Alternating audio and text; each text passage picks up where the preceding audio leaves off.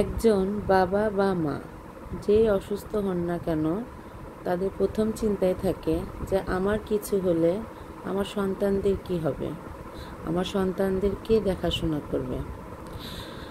তো এটা নিয়ে আজকে এখানে আলোচনা করব। আসসালামু আলাইকুম এভরিওয়ান, কেমন আছেন? আলহামদুলিল্লাহ, আমি ভালো আছি। এই যে লোকটাকে দেখতেছেন, সে হচ্ছে একজন বাচ্চার বাবা। তো সে অসুস্থ হয়ে প্রথম চিন্তায় তার আমার কিছু হয়ে গেলে আমার 4টা বাচ্চাকে কে দেখবে। তো যখনই তার সাথে কথা হয়, সে আবেগে আমাকে এই কথাই বলতে থাকে। তো যখন এসব কথা বলে না, আসলে আমাকে খুব খারাপ লাগে। আমাকে কেন, যে শুনবে তাকেই খারাপ লাগে। তো তারপর যাই হোক, আমি যাই ওর বাচ্চাদেরকে নিয়ে আসি, বা ওর চাচা হোক, ওর বড় হোক, যেই হোক, যাই হোক সন্তানদেরকে নিয়ে আসে। কারণ ওর বেডে শুয়ে থেকে অনেক সময় ভালো লাগে না, ও অনেক খারাপ লাগে। তো এই সময় ও শুয়েছিল আর আমি মোবাইল হাতে নিয়ে কাজ করতেছিলাম। হঠাৎ করেই দেখি ও ঘুমের মধ্যে মানে বলতেছে যা যা শিস, আহা টিটি, মানে আবল তাবল বকতেছিল। তো আমি মোবাইলটা তখন হাতে নিয়েছিলাম, তো তখন একটু ভিডিওটা করলাম।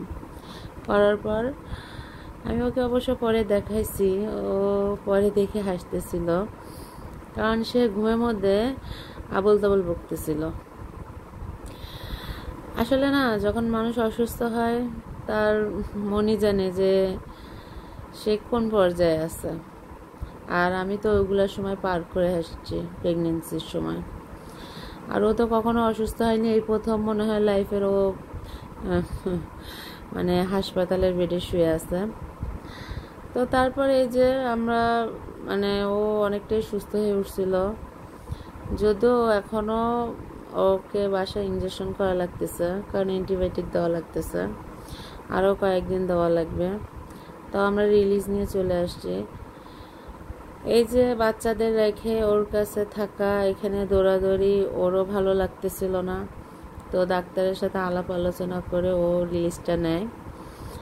তো তারপর আমরা মানে খুব, আল্লাহ জানি না আল্লাহ আমাদের থেকে কি পরীক্ষা নিছে, তবে নিচ্ছে, এখনও আমরা পরীক্ষা দিতে আছি। তবে আল্লাহ যেটাই করবে আমাদের মঙ্গলের জন্য করবে, এটাই মনে প্রাণে বিশ্বাস করি। কারণ আমার মানে একটার পর একটা বাচ্চাগুলো অসুস্থ হলো, এখন বাচ্চার বাবা অসুস্থ। তো যাই হোক, সুস্থতা অসুস্থতা সব কিছু আল্লাহর নিয়ামত। আল্লাহ কাউকে দিয়ে পরীক্ষা করে, কাউকে মানে সুস্থতা দান করে পরীক্ষা করে, আবার কাউকে অসুস্থতা দান করে পরীক্ষা করে। তো এভাবে আর কি আমাদের সময় যাচ্ছিল। তবে খারাপ লাগতেছে, সামনে ঈদ, আমরা আসলে মানে কিভাবে সময় কাটেছে একমাত্র আল্লাহ পাক জানে। তো তারপরে এই যে আমরা সেদিন রিলিজ নিচ্ছিলাম, আমি একটু ওদের ভিডিও করতেছিলাম। আমার পুচকিটা তো খুব ভাব নিচ্ছিল সবার সাথে। তো এই যে আমরা এখন মানে তাড়াতাড়ি করতেছি, চলে যাব। ও একটু নাচতেছিল, সবাই ওকে দেখে ধরাধরি করতেছে, আবার কি কি বলতেছিল আমাকে। তো সব কিছু মিলে আলহামদুলিল্লাহ ভালোই যাচ্ছে।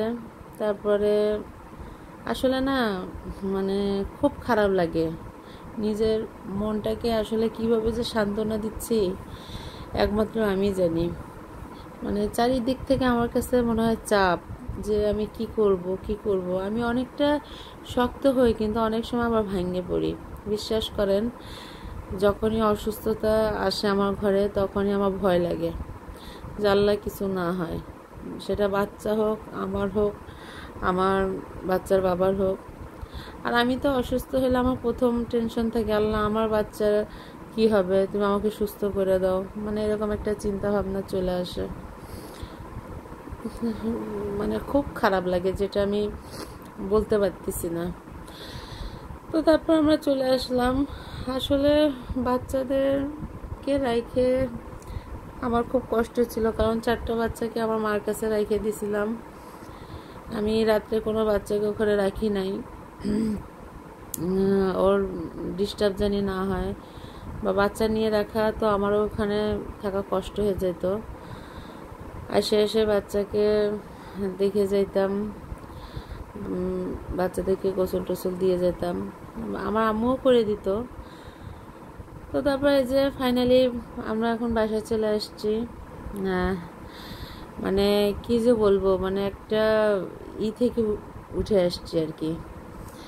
তাই যে বাসায় চলে আসলাম, বাচ্চার বাবা বাচ্চাদেরকে তো পায়ে খুব খুশি। এই যে বুড়ি আর ভাই দুজন মিলে আল্লাহর কাছে দোয়া করতেছে, বড় মেয়েটা তো দোয়া করতেছেই। তো এদেরকে দেখে আসলে এদের দোয়া দেখে মনে হয় যে আল্লাহ এদের দোয়া মনে হয় ফেলে দিবে না, মানে এরা এমনভাবে দোয়া করে আল্লাহর কাছে।